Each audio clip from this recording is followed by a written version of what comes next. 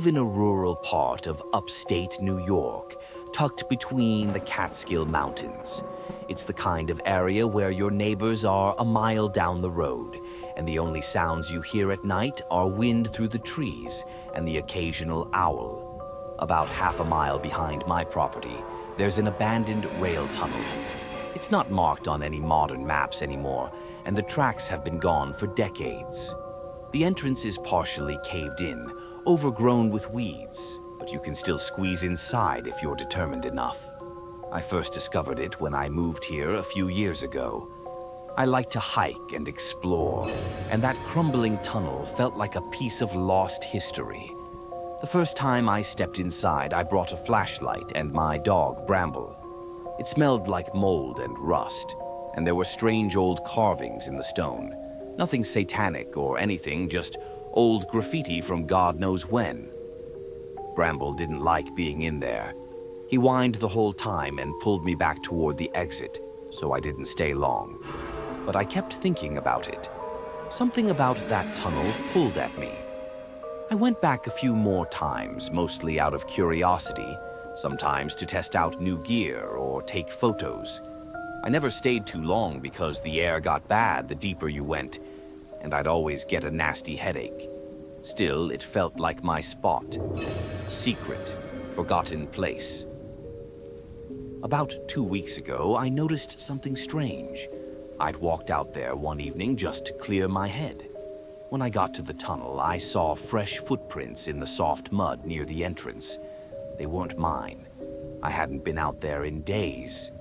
The tracks looked recent, still sharp, not yet smudged by wind or rain, and they weren't alone. There were multiple sets going in and out of the tunnel. I stood there for a while, staring at them. Something about the way they were spaced. It didn't look like a casual walk. It looked like someone had been running. And not alone. I crouched down, took a few pictures with my phone, and left without going inside. That night, I had trouble sleeping. I kept thinking about those prints. At around 2 in the morning, Bramble started growling. He was staring out the back window, rigid, tail low. I got up and looked too, but I didn't see anything out there. No movement, no lights, just the dark tree line. Still, I turned on all the porch lights and double-checked every lock in the house. Bramble didn't settle down for another hour. A couple of days later, I decided I needed to go back to the tunnel. Not because I wanted to, I didn't, but because I couldn't stop thinking about it. I brought a proper flashlight, a camera, and I left Bramble at home this time. I didn't want to risk dragging him into something that might be dangerous. As I approached the tunnel, I noticed something new. Someone had tied a length of orange surveyor's tape to a branch by the entrance. That hadn't been there before. I stepped inside cautiously. The air was thick and damp. My boots echoed off the stone walls. The flashlight beam wavered slightly from my shaking hand, but I kept going. About 40 feet in, I found a tarp. A large blue one crumpled in a corner, weighed down with rocks. I pulled it back. Beneath it were bags, trash bags, but not filled with trash. I didn't open them, I didn't need to. The smell hit me instantly. Rotting, sweet, and sour. My stomach turned. I backed away slowly and turned to leave, but that's when I heard a sound behind me. It was faint, like fabric brushing stone. I spun around and aimed the flashlight into the darkness. At first, I saw nothing. But then, just barely within the edge of the beam, I saw someone standing there. Still as a statue. A man, tall and thin, wearing a heavy coat with the hood pulled up. His hands were at his sides. He didn't move, didn't speak, just stared. I ran. I didn't look back. I bolted through the tunnel, heart pounding, stumbling on uneven ground. I could hear footsteps behind me, fast, heavy, but I never turned around. I broke out of the tunnel into the woods and didn't stop running until I saw my house through the trees. When I got inside, I locked everything and called the sheriff. They sent someone out the next morning, but by then the tarp and bags were gone. The deputy didn't say much, just told me I was probably mistaken and to call again if anything else happened. Classic small-town brush-off. That night I didn't sleep at all. I sat in my living room with my shotgun across my lap. Bramble wouldn't stop pacing, and I kept imagining those footsteps behind me, echoing in the house. The next few days were quiet, but then things started happening again. First, I found muddy footprints on my back porch. Then, one night, I heard the unmistakable sound of someone trying my doorknob. It jiggled gently, like whoever was out there didn't want to be heard. I didn't move, just sat in the dark with my finger on the trigger. Then, a few nights ago, I was woken up by a sound that made my blood run cold. A voice, whispering my name. It came from outside my bedroom window. I didn't look. I just stayed frozen, eyes locked on the door, waiting for it to open. It never did. The next morning, I checked outside. There were boot prints under the window, same ones from the tunnel. I knew then I wasn't dealing with a random squatter or drifter. Whoever this was, they knew who I was. They'd followed me. I haven't been back to the tunnel since. I won't go back. I've installed cameras around my property and motion sensor lights. I sleep with the shotgun next to me now. I've filed another report, but no one's come out again. They think I'm imagining things, but I know I'm not. The man in the tunnel, he wasn't just hiding something, he was guarding it. And I think I saw something I wasn't supposed to see, something too horrible to walk away from. So now I wait. Every night, I wait for the sound of my door creaking open, and I wonder if next time I'll be fast enough to stop him, because I know one thing for sure. He's not done with me. Not yet. Ever since I can remember, my cousin Derek was obsessed with the outdoors. While most kids our age were glued to video games or chasing trends online, Derek was out in the woods behind his house, camping solo, setting traps, learning how to track animals. Everyone in the family said he was born in the wrong century, like he was supposed to be some frontiersman or old-world explorer.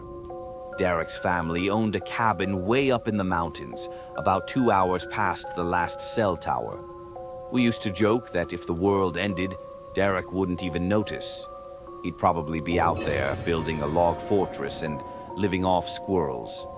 Every summer, he'd invite me to stay for a week or two, and when I turned 16, I finally took him up on it. That year, it was just the two of us. No parents, no siblings, just a cooler full of supplies, some fishing gear, and a ton of enthusiasm. We got there mid-afternoon, and Derek was already acting weird. Not in a creepy way, just focused. Like he was watching something over my shoulder half the time. I figured he was just excited to show me around, but as the sun started to set, he pulled me aside and said something I didn't expect. "I need to show you something. It's why I really brought you out here." He didn't say anything else until it was fully dark. We headed out with our flashlights and a couple of heavy-duty lanterns, and I followed him off-trail, deeper into the forest than I'd ever been before.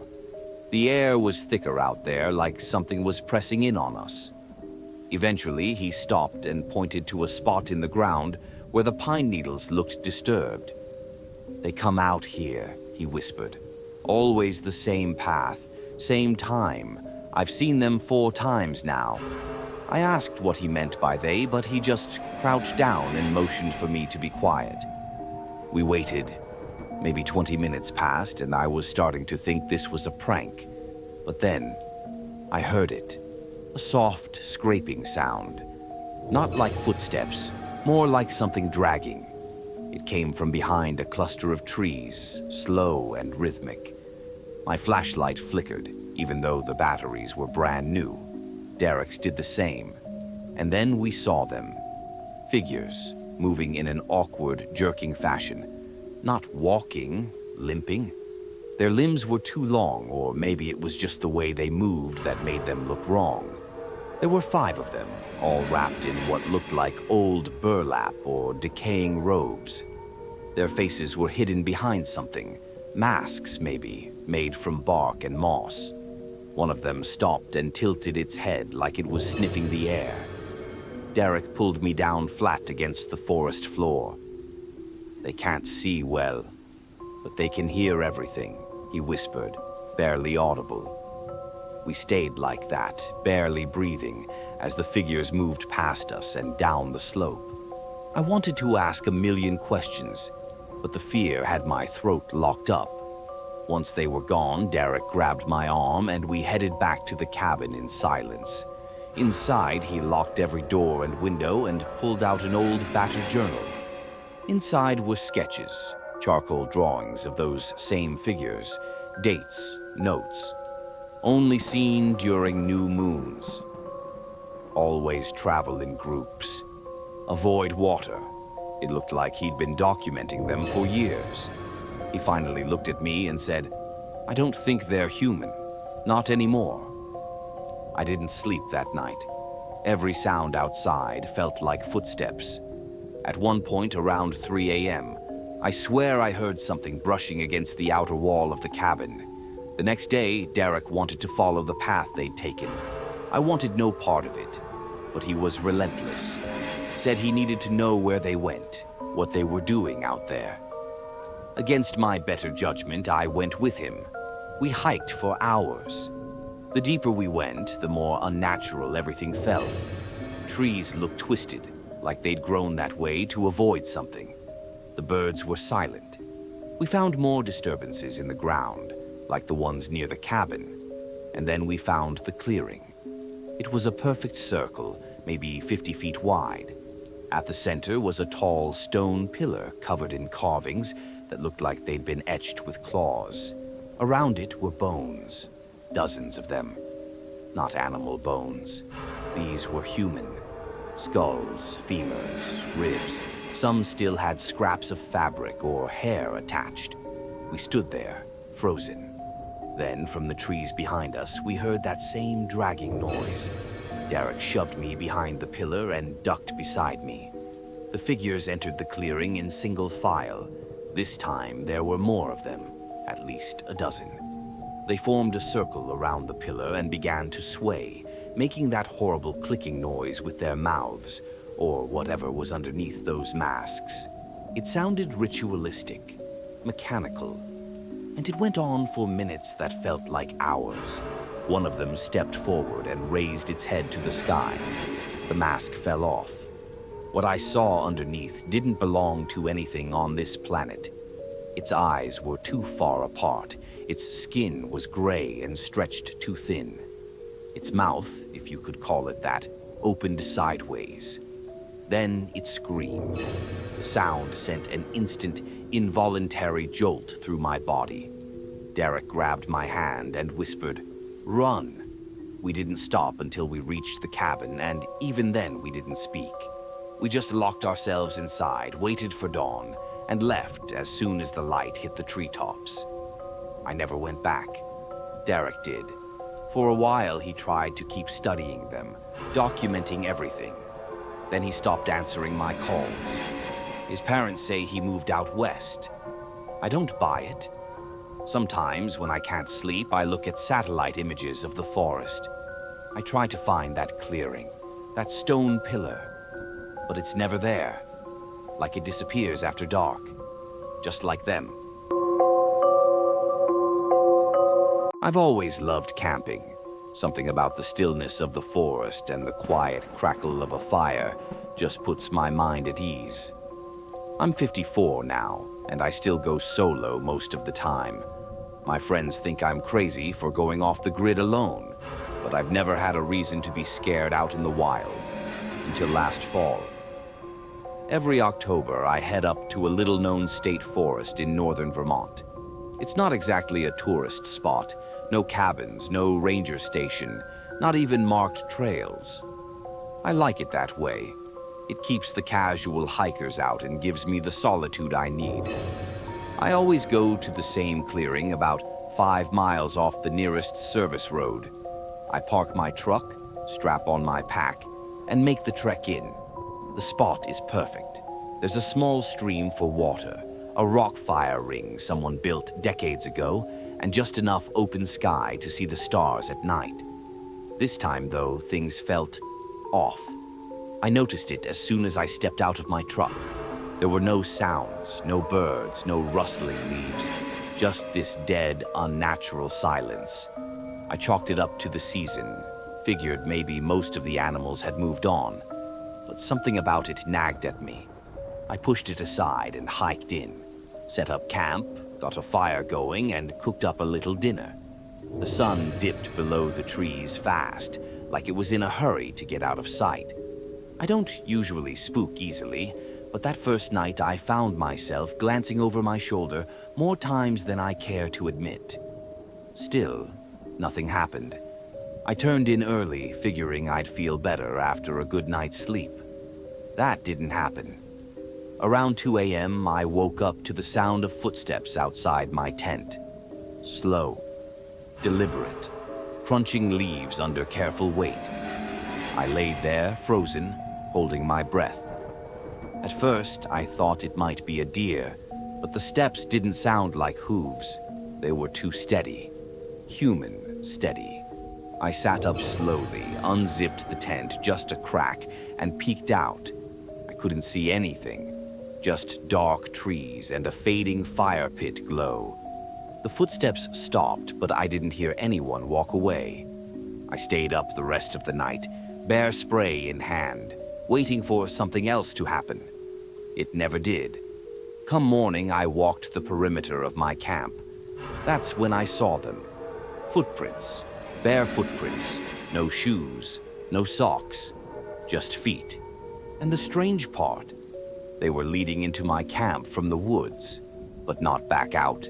I should have packed up then and there, but like an idiot, I convinced myself it had to be a prank. Maybe some local kids messing with me. I stayed. That second night was worse. The forest seemed even quieter. No wind, no fire crackle, just my breathing and the low hum of anxiety crawling under my skin. I decided to keep the fire going all night and stayed by it with my flashlight close. Sometime after midnight, I started hearing whispers. At first, I thought it was the wind finally picking up, but no, it was whispering. Actual voices, faint, like a conversation just out of earshot. I called out into the dark, thinking maybe someone was messing with me again. No answer, just the whispers. And then laughter. Light, eerie laughter, like a child playing hide and seek. I swept my flashlight across the trees, but didn't see anything. The beam caught on something reflective for just a second. Maybe eyes, maybe something else. But it vanished before I could focus. My heart was pounding now. I doused the fire and climbed into my tent, zipping it up all the way and clutching my hunting knife like it was a lifeline. The whispers continued for another hour, then stopped, and once again I didn't sleep. By morning, I'd made up my mind to leave. As I was packing up, I noticed something scratched into the bark of a tree near my camp. It hadn't been there before. 3 words, long and thin, like they'd been carved with a nail. Stay with us. That's when I really started to panic. I finished packing in record time and booked it back toward the truck. About halfway to the road, I started hearing those footsteps again, right behind me. But every time I turned around, there was no one there. I started running. I don't run. I've had knee surgery twice. But I ran. That trail felt longer than ever, the trees closing in on me like a hallway getting narrower with every step. When I finally saw my truck through the trees, I could have cried. But the nightmare didn't end there. Sitting on the hood of my truck was a small, handmade doll, woven from twigs, tied with animal sinew, and wrapped in a piece of red flannel. The same pattern as the shirt I had been wearing the day before. I didn't touch it, just got in the truck and floored it out of there, heart hammering like it was trying to escape my chest. When I got back home, I couldn't shake the feeling that something had followed me. I kept checking over my shoulder, hearing things at night. One time, I even found dirt footprints on my back porch, bare feet again. I didn't tell anyone for a while. Who would believe me? Eventually, I went to the police. They sent a couple officers to the area I camped in. Didn't find anything. No signs of people, no camps, no footprints. But they did find something else. They found a small clearing, maybe 100 yards from my site, with 3 graves, shallow ones, human remains, long decomposed, clothing and all. No identification, just bones. They never called me back with any updates. I stopped following up. I didn't want to know anymore. I haven't gone camping since. I still have dreams where I'm back in that forest, and I wake up to those whispers. Sometimes I hear them even when I'm awake, just faint enough to question whether they're real. All I know is something out there wanted me to stay, and I don't think they were ever planning to let me leave.